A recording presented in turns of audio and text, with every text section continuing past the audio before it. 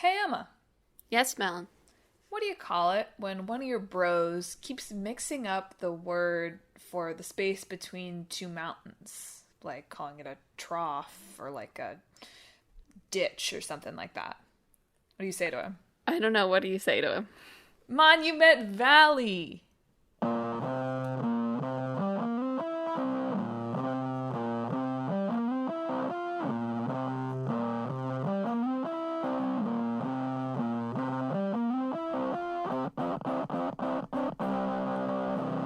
Hello and welcome to Talk This. It's dangerous to podcast alone. The joke could have been like Diablos, but I decided to go with that, host Madelyn. I just call it a ditch, host Emma. Welcome to this week's show. We are talking this week about Monument Valley and Diablo 4. Yes. Very exciting. It is very exciting. Monument Ditch, as Emma calls it. Yeah. I think that's a better name. It's catchier, They did apparently come up with a name kind of last minute. This was an anecdote that I read. They were like, we have a magazine interview coming up, and we didn't have a name. So we had to have a name. I do sympathize with that. I do sort of, except that I love coming up with stupid titles. Well, isn't that nice for you? Yeah, it is. Email subject lines don't love. But yeah.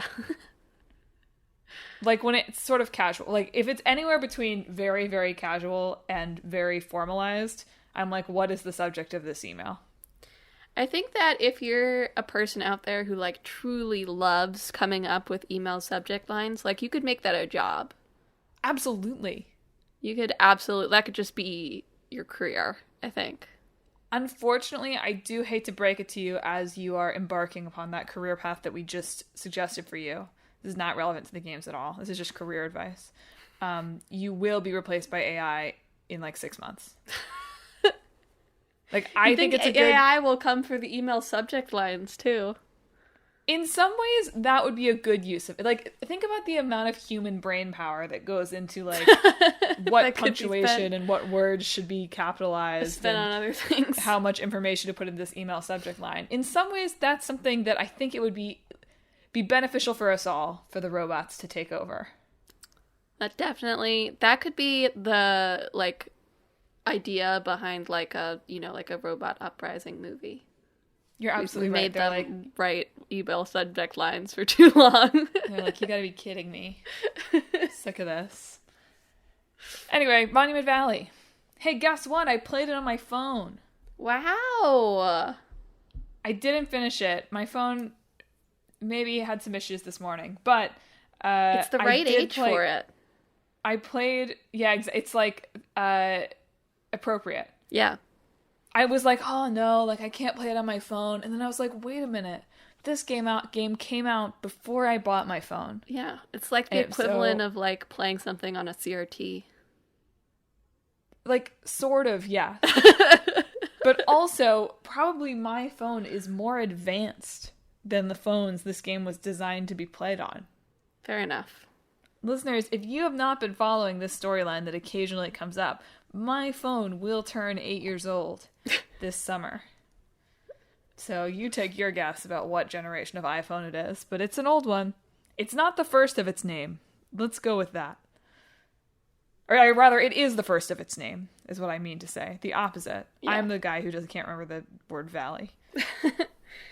Yeah, something that really struck me with thinking about technological progress was in a couple of the things I watched from the developers contemporaneously. They were it'll be out, on iOS and Android and Kindle devices. Does Amazon still make Kindle tablets? There are definitely still... Oh, I don't know if they're tablets. I mean, there are definitely still Kindles. But Amazon had phones for a while, didn't they? Yeah, I think so. Do they? I don't think they still make those. I would be surprised if they did. You certainly wouldn't separate it out. You wouldn't feature it and Kindle devices. Certainly not. Anyway, Monument Valley is a puzzle game, an MC Escher-like, if you will. from Us 2 Games that was released in 2014. As Emma said, originally for iOS and Android and like Amazon phone, I guess. And then now you can play it on Apple Arcade. You can play what they call the panoramic version on Steam. We'll probably talk a little bit more about that later. Well, you can play on Apple Arcade for now. Right. It is coming to Netflix games later this year, and it's unclear whether it will stay at Apple Arcade, from what I just mean, how long is Apple Arcade going to continue to exist? For sure. This game, though, is only going to take you a couple of hours. So if you sign up for Apple Arcade, this podcast brought to you by Apple Arcade, by the way. But if you sign up for Apple Arcade right now, you could probably finish it before they decide that they're done with that. Yeah, that's true. So, for what it's worth. It's basically, you play as the Princess Ida, little geometric lady. I did a little dance to that Emma got to see, but none of you all got to. But imagine me doing little geometric lady gestures. Who is traveling through a series of these very beautiful Escher-like tower structures. These monuments humanity left behind, the sacred geometry, as the game calls it. And in each of 10 levels, you've got to use different movement techniques to puzzle through to the end of each level. Yep.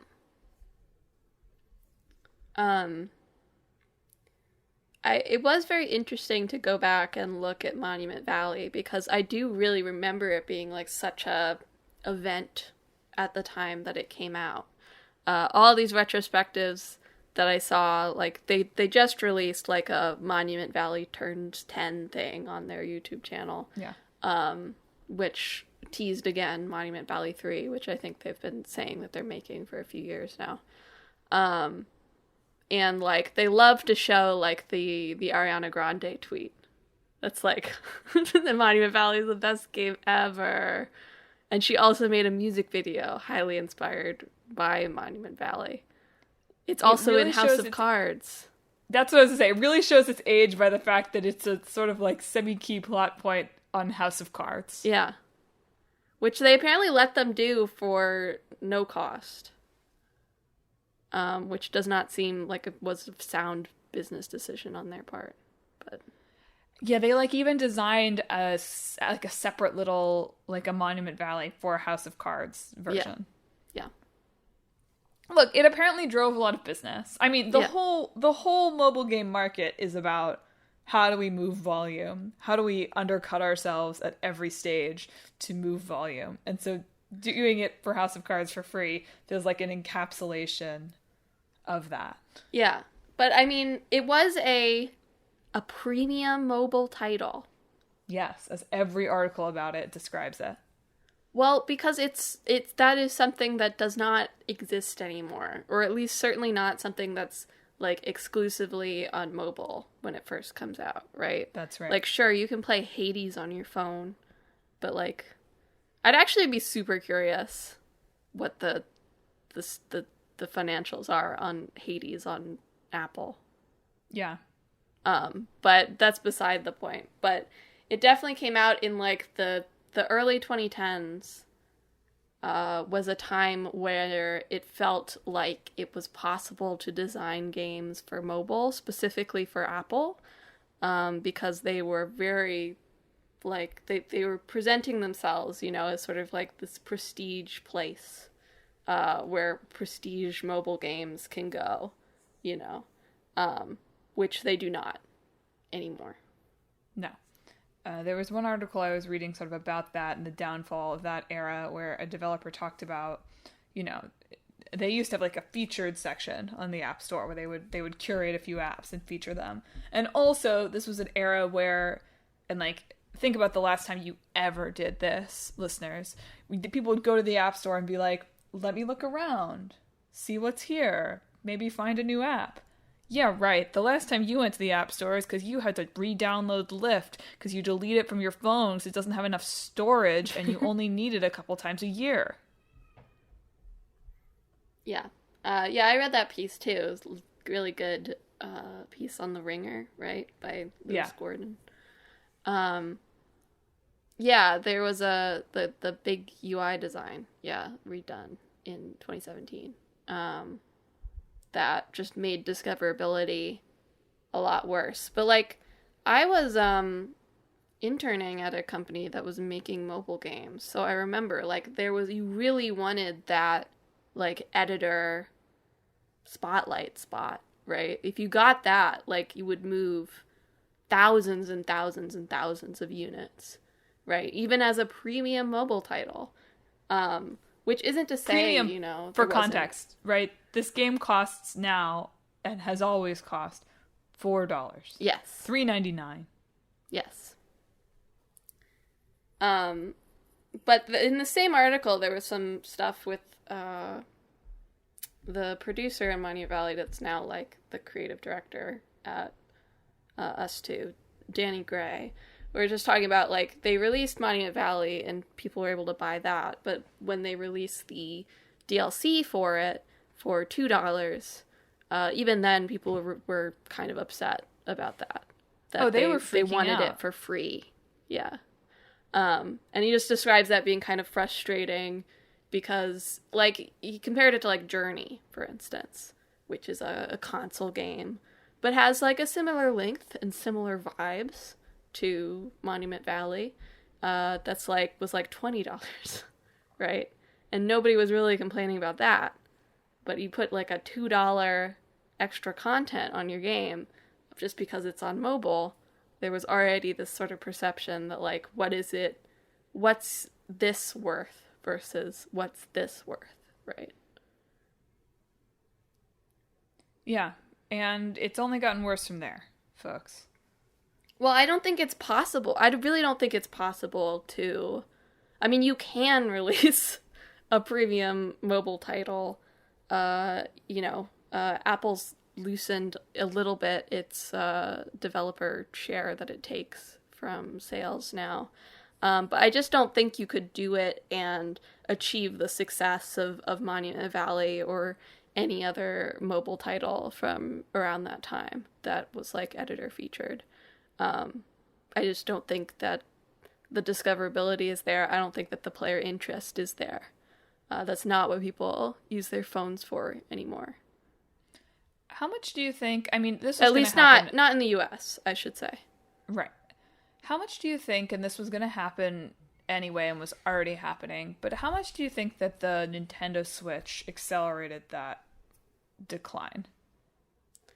And please, in a very detailed percentage orient, like please get down to like the 100th place. I mean, not really. I don't think there have always been. I guess the Switch is here, and now that you can, it was more the downloadable games, sure, than necessarily it being the Switch itself.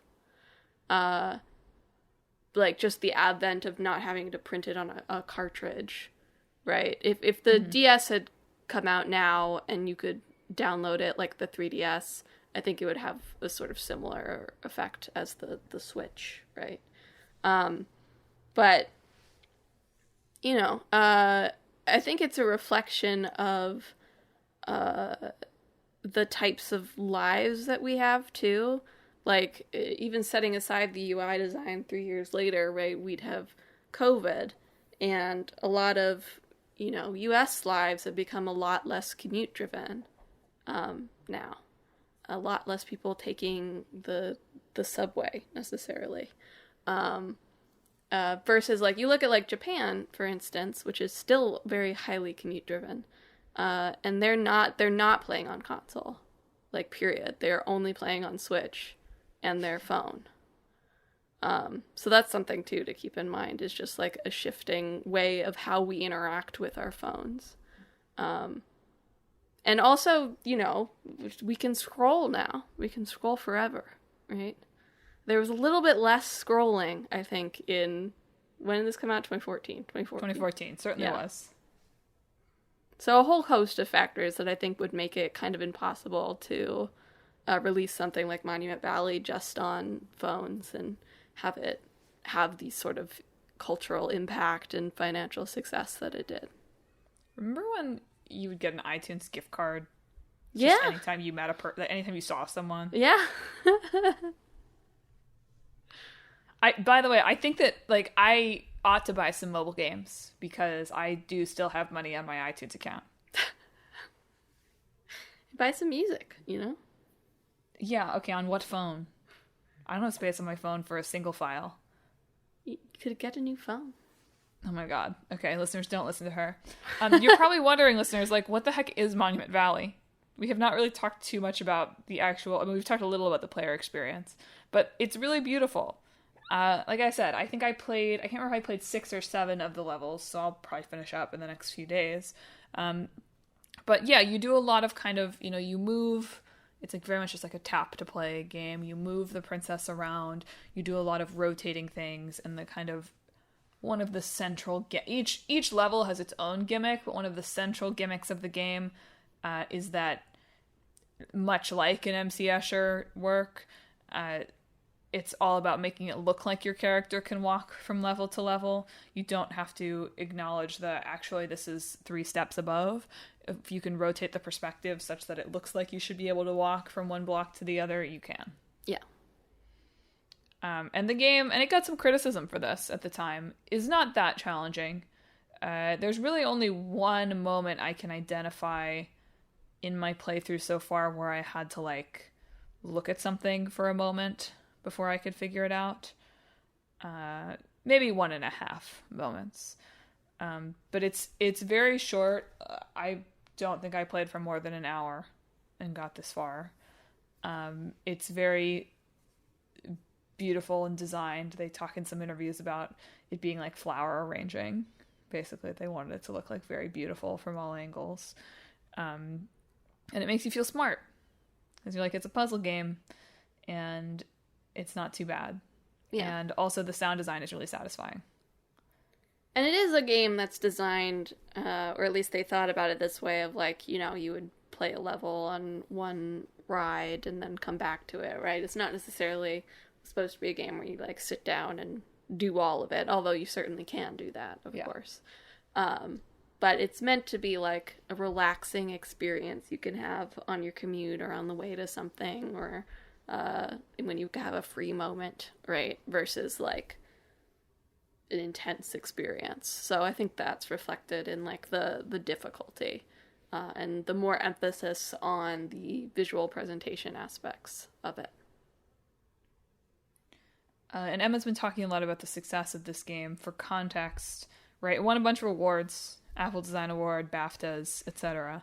And it sold 2 million copies within, like, its first couple of months. It sold 26 million copies by 2016, and now they're saying more than 100 million of the series. There's a Monument Valley 2 as well, have been sold. Now, some of those are free downloads. They've offered it for free at various points, in App Store promotions and that sort of thing. They also talked about how apparently it got pirated a lot. Again, we're going to put on my goody two-shoes hat and be like, I would not know the first thing about how to pirate an iPhone app. Sure. I'm sure I could Android Google is more rampant for piracy, for what it's worth. Sure. Well, they claimed that 95% of the installs on Android and 60% of the installs on iOS were from unpaid copies. Which is just... That means that there are people that I know that are doing this. You know what I mean? Yeah. What's happening? Who are the secret pirates sailing the 7 seas around me? For a $4 game. But again, it's just that sort of... I think you get a lot of piracy on phones for games that cost things because there's this perception that it shouldn't cost anything because it's just a game on my phone, I can download Candy Crush. Yeah. No, they even talk about... Part of the reason that it became so identified with Apple is in one of these developer interviews, they talked about how Apple sort of immediately saw the value of this as a marketing tool for the kind of image they were wanting to present with iPhone. Meanwhile, Google was like, where are the in-app purchases? Yeah. And so because of that, they got a lot more support on the Apple side of things because they kind of got it. least for that moment in time, whereas Google was already like, this isn't Candy Crush. Yeah. Us Two is sort of an interesting puzzle of a company as well. Yeah. So they, during the time of the development, they were a super tiny team that they were like, we crunched really hard doing this, and we don't do that now. Yeah. Specifically, Us Two is there's a couple of different things under Us Two. Us Two Games is sort of like one of 4 sub-focuses that all do different things there. So what was small, I think it's a small company generally, but what was particularly small was Us Two Games when it first started. Yes, which they had designed a couple of mobile games before that, but like the company as a whole was doing a lot of like designing much more functional apps for people. Yeah. And they also talked about there's value in that, right? That this was a game that they were designing for, everyone, right? And that's why it's quote unquote easy, is because they wanted everyone to be able to finish it. But they talked in one of these interviews about how it was nice to be able to like grab the guy from finance, which like their 8-person team was not going to have a finance person, but it was nice to be able to make that guy play some things and sort of see how he did and how he reacted. Yeah. But yeah, it's like there's a lot of like, ooh, that's bad about the company, and there's a lot of like, oh, that's good about the company. It's hard I found it hard to get a read on them. A couple of highlights and lowlights, I guess, is, in 2019, there's a little bit about they're in the UK, so the UK has, like, basic worker protections. If you've been following layoffs recently from Square Enix, and the IGN just acquired a whole bunch of, companies, you'll notice that most layoffs are outside the UK. But they were sued by the UK Video Game Workers Association thing.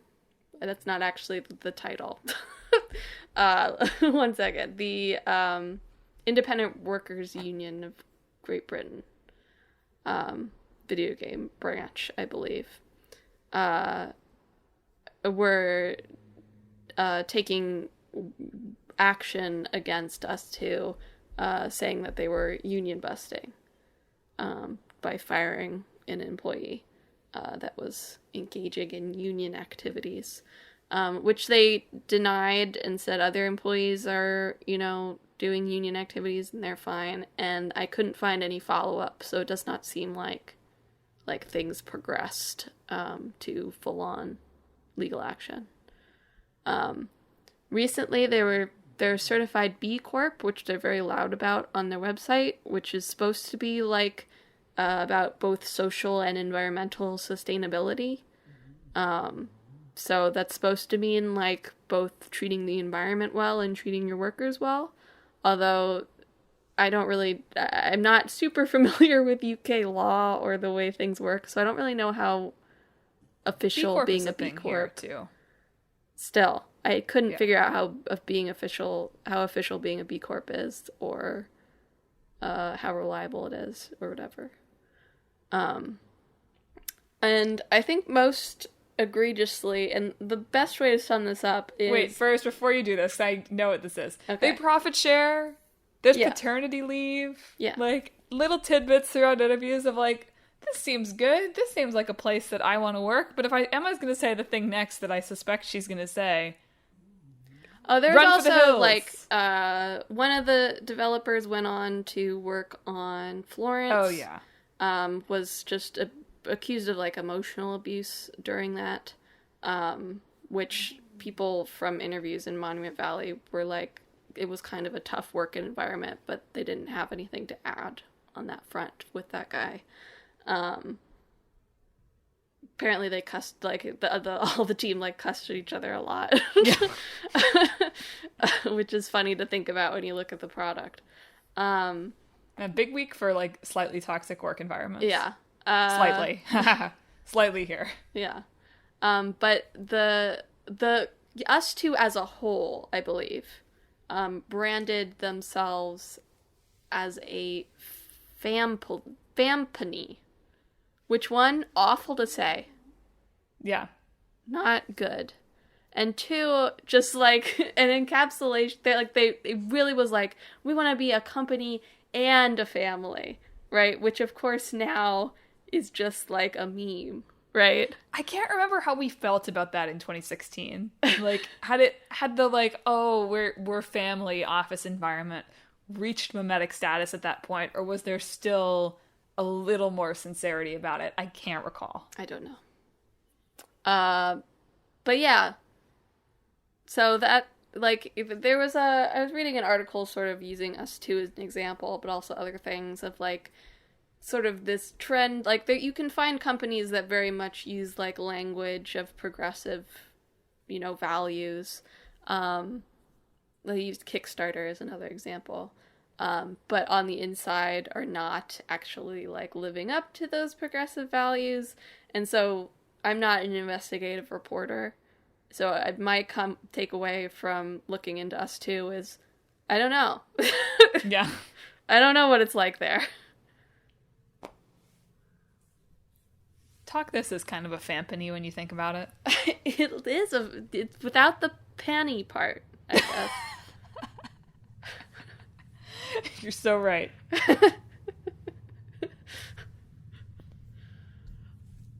Well, speaking of, I don't know. Panties? I'm just gonna stop saying that now. Speaking of nothing, Diablo 4. Diablo 4 is a 2023 online action RPG and dungeon crawler from Blizzard Entertainment for PlayStations, Xboxes, and Windows, which makes it sound like there are multiple Windows systems, but just singular with an S, Windows. It's a Diablo game. There's procedural dungeons.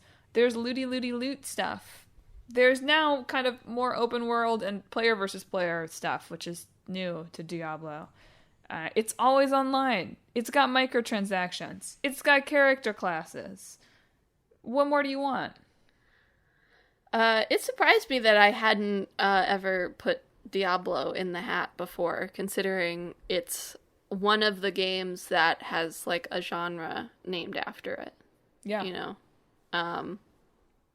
We have a lot of those. The games industry has a lot of genres that are just games. But yeah, Diablo is a more nebulous genre definition, I think, than a Metroidvania or even a roguelike. Because sometimes people will just use it to describe the sort of isometric perspective and, like, action combat. But in that case, you could be like, Hades is a Diablo-like. Which... Not enough loot in Hades, though. Yeah.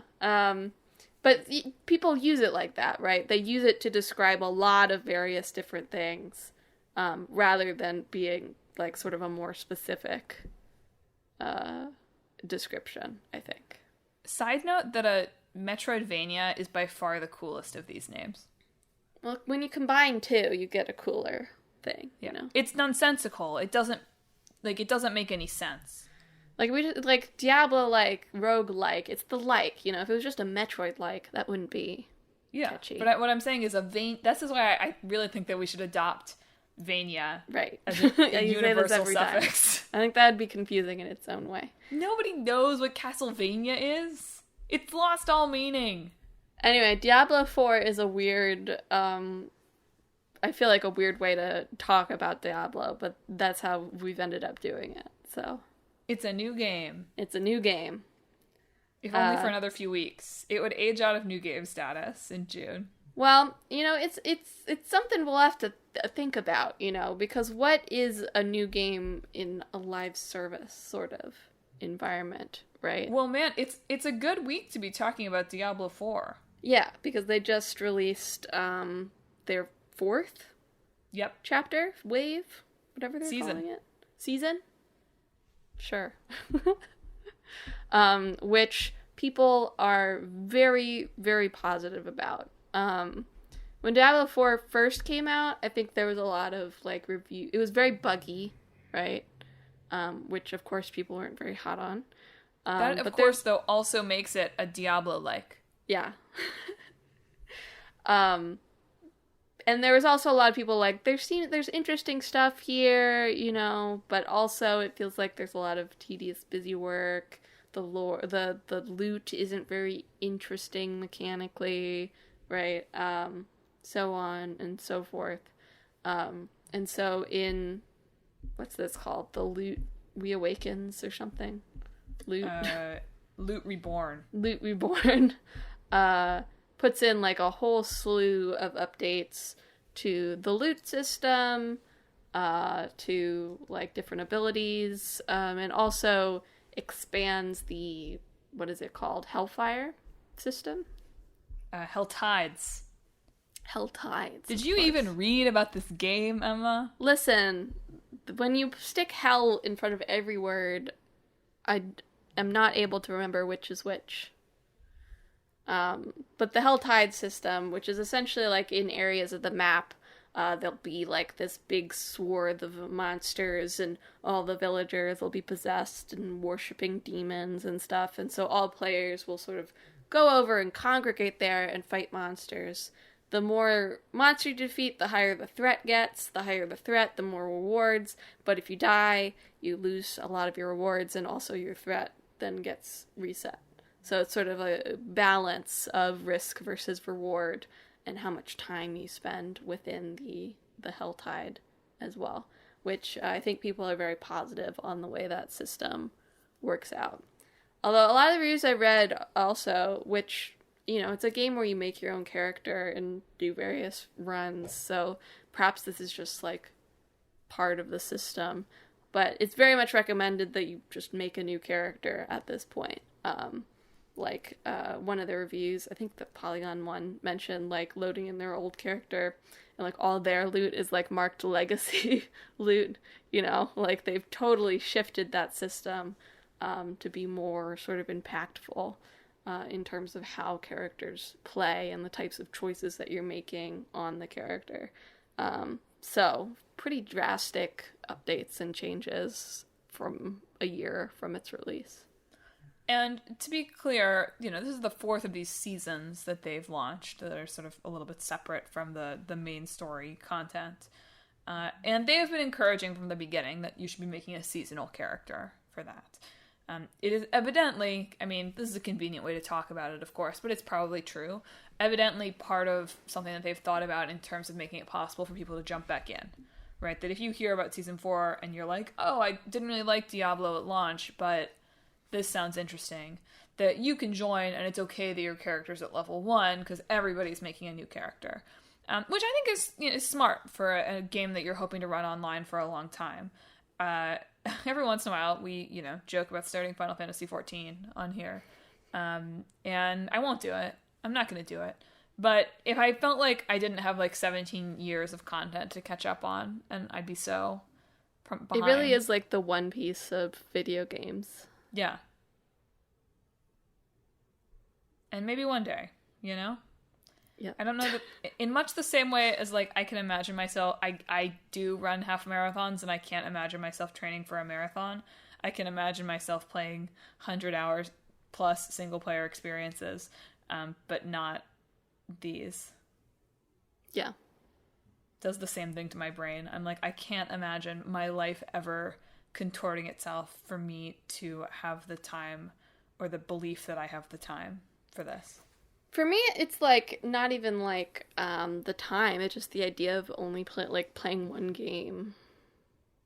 Yeah, that just like doesn't agree with me. I know a lot of people do. Like that's how they play games. Like they have their game or their two games that they play. So for me, it's about being sort of avoidant attachment, and for Emma, it's about fear of commitment. Sure. Yeah, that's it. There we go. Anyway, Diablo takes place in a world called Sanctuary. That's sort of like an angel demon human zone, right? You can go to the high heavens and the burning hells as well, which I believe are for the angels and demons respectively, while Sanctuary is supposed to be for the humans. And so you take some sort of role in this world for each Diablo, and go through a sort of light role-playing story, I believe. They talked about wanting Diablo 4 to be more grounded. I think Diablo 3 was more like, kings and queens and big fantasy stuff. In this, I believe you're kind of just like more of a guy, like a normal The Wanderer. guy. Yeah. But it takes place about 50 years after the Diablo 3 expansion. And Lilith is like the daughter of Mephisto, I think, has been summoned like a long ago. She had these like half demon, half angel children, and now she's pissed that people killed them. Fair. Yeah. I think fair. And you, the Wanderer, have been like dark magic tied to Lilith, sort of, but like you link up with some folks and it's time to kill her. Yeah. So, good demon fantasy story. I have to... We talked about the, like, light allegations of a workplace that's a little bit suspect over at Us Two. I'd be remiss if I didn't talk about the fact that this game got delayed by, like, over a year because, like, the whole lead development team got fired in the Blizzard sexual harassment lawsuit. Yeah. I mean, I think we've talked about Blizzard various times on the show, so somewhat old news, I guess. Yes. All Xbox studios are also constantly at threat of just being closed at any time as well. So that's the new worry, I guess. These are things that are going to have to work into the mashup. Like, it has to be isomorphic. It has to be hosted by a platform that could disappear at any time. Yeah. You know what? I didn't even think about that. You're right. Yeah. Is Xbox... Well, 10 years from now, we'd be looking back at Xbox being like, you couldn't make an Xbox game now, Yikes. Yikes. Wow, I can't wait for that to be, like, excerpted. We'll be like, here it is. I'm watching Ninja Theory like a hawk. Like... Oi. Are they next? But hey, Diablo 4 is on Game Pass now. There you go.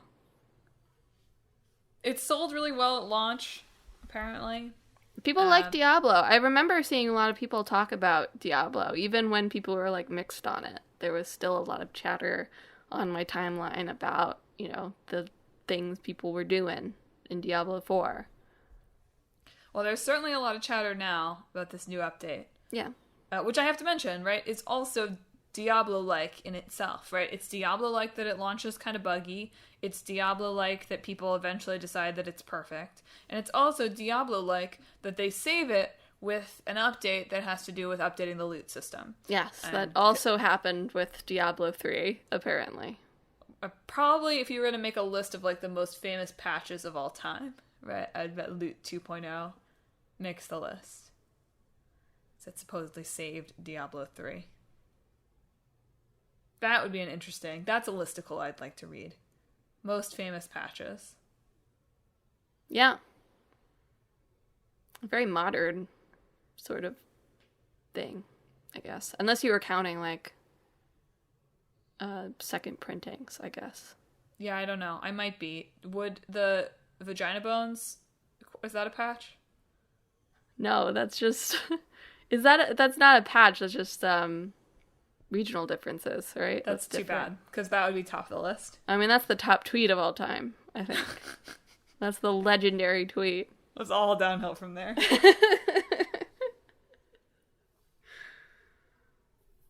I, like you, cannot really ever see myself playing a sort of an ongoing online game like this. Or there'd have to be some kind of very specific circumstance in my life such that I did this. But, like, the kind of, like, grindy loot of it all, reading about it, I'm like, that's boring. Like, why would I be interested in that? But I just know that would scratch a certain itch for me. Yeah. I do. The sort of like numbers go up, completionist, feels like I'm doing work, but it's not real work, kind of like Ian Bogost antimatter game.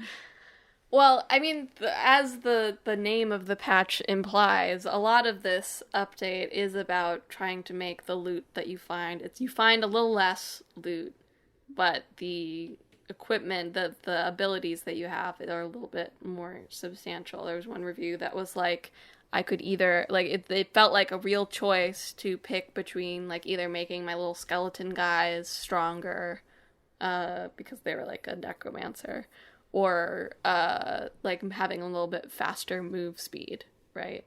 And that felt like it was a significant choice in terms of how you would play, right? Either you can sort of avoid more attacks, right? Or your skeleton guys can swarm the boss and take him down. And it feels like there's a little bit more flexibility rather than just like a numbers go up thing, you know. There's still definitely like some like strength increase stuff. The crafting system is also there, so you can add stuff to various weapons with things you find as well, so you can customize even more. But there's a sense now that you can make various types of character builds, and they are all viable with a little bit of thinking, versus just trying to make strong person with big stats, you know. It was interesting to me to read also. There's a lot of analysis of how the loot system had gotten better and more intuitive and everything Emma just described. But they also did a lot of tinkering with how much things cost, right? It sounds like previously, and still to some extent, you're just like, absolutely don't have enough gold while you're doing the main story, and then once you get to the post game, it suddenly becomes like totally trivial to have endless gold, and so they made some adjustments to how much certain upgrades and certain things cost, which made me feel like, man, these kinds of online service games must need to have an in-house economist, right? Like, there has to be someone who is literally like, what is inflation in this game? It's not even just live service. I feel like anything with some sort of robust shopping or currency system, you gotta be doing some math for sure. Like, that's true, but I feel like in live service, it's, you are the Federal Reserve. Like, you're having to, like, adjust it based on, like, it's not just, you know, okay, let me play test this, and should this sword be 1,000 gold or 10,000 gold, right? Here it's, how are the players playing? And how do I need to juice the economy such that they have the most fun? Sure. And keep giving us their money. It's just crazy to think about. Just how you probably could have a whole job, and maybe someone does. I'm sure they do. But, like, imagine getting a degree in economics. And you're like, I'm going to go work, I don't know, as an analyst on Wall Street. And instead you are managing the in-game economy of like Hell World. I think you're probably in, well, I don't, there's there's microtransactions, so how moral is it? But it has to be better than being a trader on Wall Street, you know. Well, I mean, yes, probably. Maybe not at Blizzard. Depends. Yeah. What you got up to. Yeah. But yeah, just imagine going to your like college reunion. You'd be the coolest guy there. You would be. You could saunter in. In a scary way. In a scary way. Like, sure. You'd walk in and you're like heavy metal Diablo t-shirt, and everyone else is there in their little like bow ties. They are probably making more money than you. That is probably unfortunate. I don't think Blizzard profit shares. Yeah.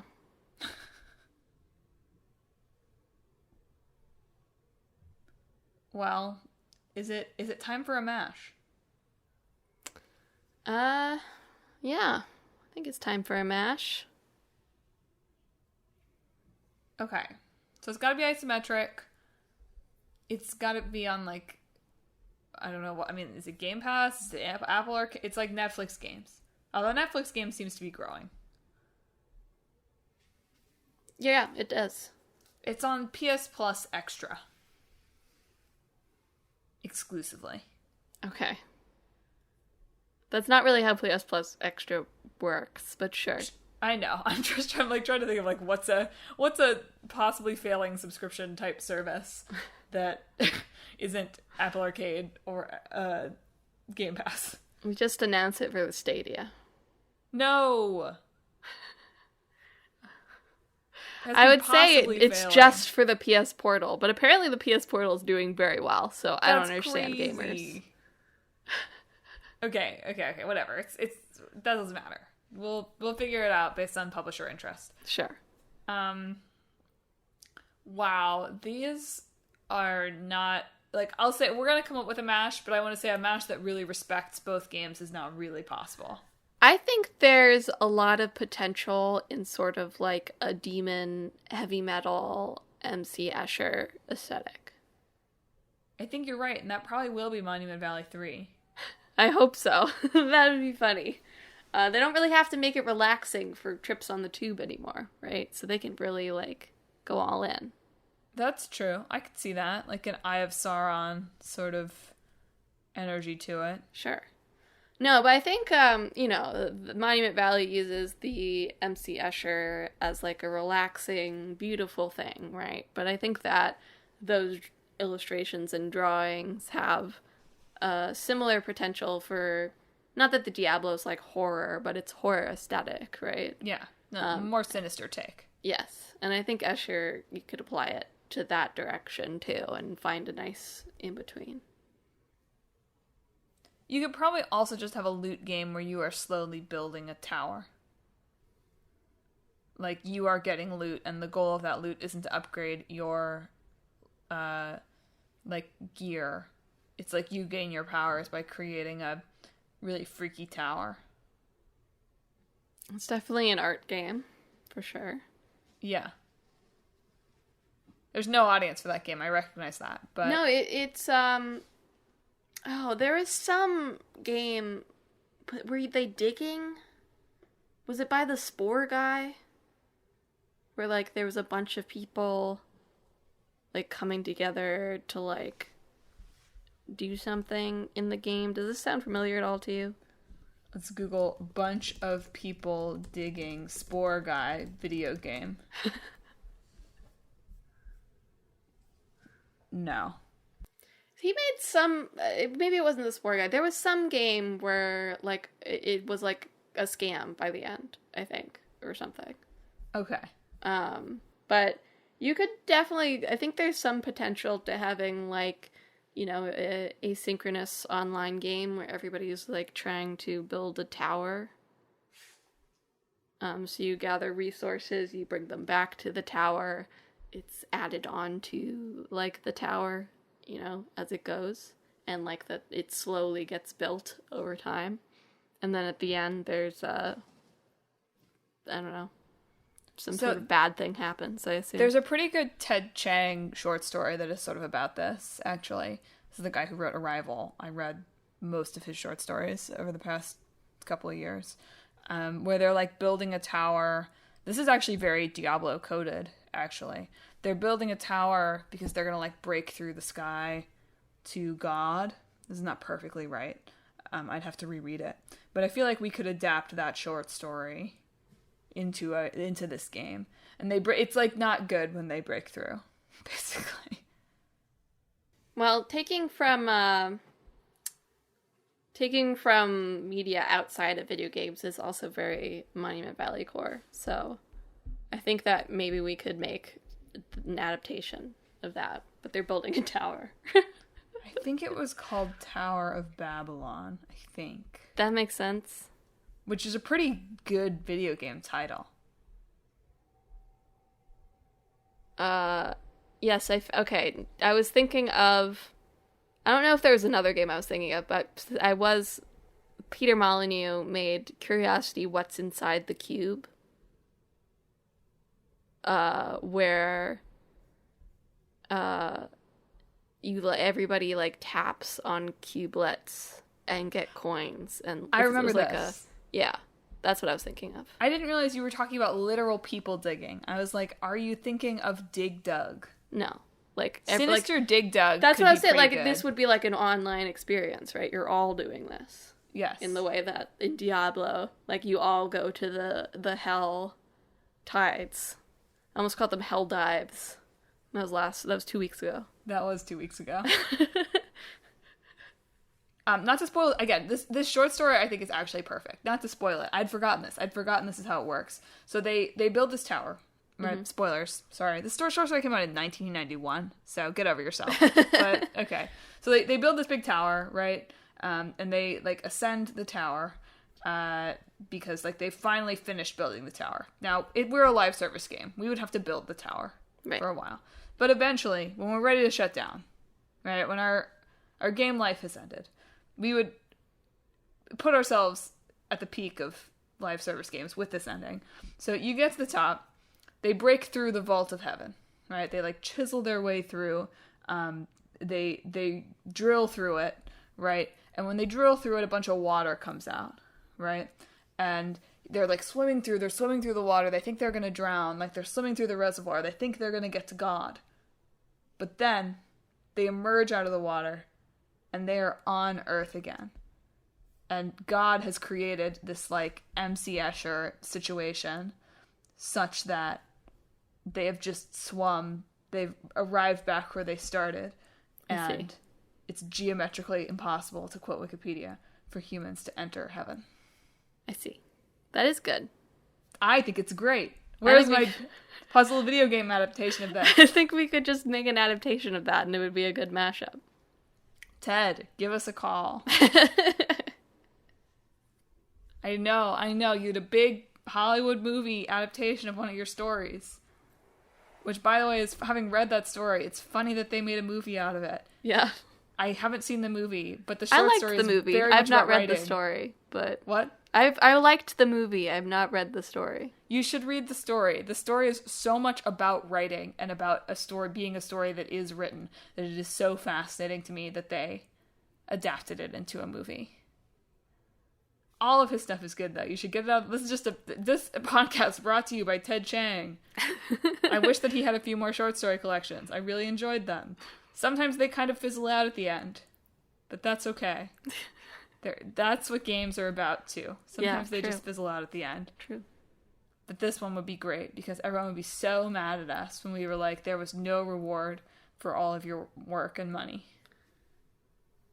Oh, speaking of movies, I forgot. There was, like, a feature film adaptation announced of Monument Valley. Yeah, I saw that. How weird. But I don't know if it ever went anywhere, because it was, like, back in 2016. So I think it might be, like, development held. It was supposed to be, like, a combination of live people and, like, a computer-generated environment. So, like most movies? Well, sure, like most movies, but more transparently like most movies. Okay, sure. Than some movies would like you to believe. They'll put you in the... What's the big thing for Marvel called now? The Dome. An unhappy place. It sounds like a prison. It's something that where sounds like a acting prison. goes to die. Anyway, on that note, listeners, thank you for tuning in to another episode of Talk This. It's dangerous to podcast alone. Listeners, what short stories would you like to see adapted into video games? The Lottery could probably be pretty good. That could be a pretty good live service situation, too. Did you play Monument Valley in the wave of premium games when it came out? Have you played Diablo? Do you think this new update is basically Diablo 5, as several articles described it to me? Do you feel like we should just put the word hell in front of everything that we talk about, as they do in Diablo? Or do you think that we should be able to climb buildings as if we existed in the worlds of MC Escher? If you have thoughts on this or anything else we talked about this week, hit us up on social media. We're on Facebook, Instagram, Twitter, and YouTube at Talk This Podcast. You can also visit our website, www.talkthispodcast.com, where you can read all about the show, check out the games in the hat, and read our blog featuring long-running series Clickbait Boyfriend and Split Screen. But most importantly, if you enjoy the show, you can subscribe. We're on Apple Podcasts, soon YouTube Music. Is that what it's called? YouTube, it's just on YouTube. I don't know. soon on whatever YouTube's podcast service is. Stitcher, Stitcher's gone. Shoot. TuneIn, Spotify, Pandora Podcasts, online and on the app, Overcast, Pocket Casts, wherever you can find podcasts. Subscribe to Talk This. It's Emma's side quest next week. Sure is. We'll see. It's sure gonna be something. It's gonna be something. Emma always delivers something good, but what are we gonna be talking about in 2 weeks? In 2 weeks, for our old game, we're going to be talking about Plants vs. Zombies. Have we never talked about plants? I guess maybe it only just became eligible. That's crazy. Yep. And for our new game, we'll be talking about Animal Well. I bought the wrong game. Oh, what did you buy? I got 1,000 Times Resist. Oh, well, that's the better game. I don't know, actually. I haven't played Animal Well. But it is, they just added it to PS Plus, I think. So I don't have, like at the freest tier. I'm not sure. I downloaded it into my library, so while you're here, you could play a little bit of it if you wanted. Cool. No, if you were able to download it, there's no way that you're paying for a higher level of PS Plus than I am. I think I'm on Extra right now. You're on Extra, not Premium. I think I'm on the mid-tier. Look at this loaded girl over here. PS Extra, living the high life. Jeez. I think I bought a few years of it while it was on discount. So. Oh, that sounds familiar. Yeah. Well, okay. Well, look forward to that. And look forward to me moaning about how many indie games came out in that, like, one single day. I know. But on that note, listeners, thank you for listening. Emma, sign us off. This week, I hope that you can be your angel or your devil.